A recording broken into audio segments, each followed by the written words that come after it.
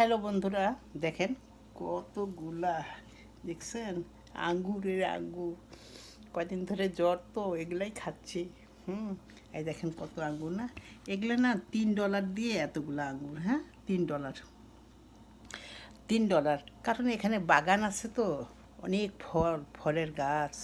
হ্যাঁ, তা আমরা তো মাঝে মাঝে বাগানে যাই যাই না, তো এটা বাগান থেকেই নিয়ে আসছে, এরা বিক্রি করছে। এখানে দোকান আছে, লোকজন বিক্রি করে। তা এই যে $3 দিয়ে, এই দেখেন কতগুলা। হ্যাঁ, $3। আমাদের তো কিছু মনে হবে না, $3। হ্যাঁ, আমরা মনে করি $3।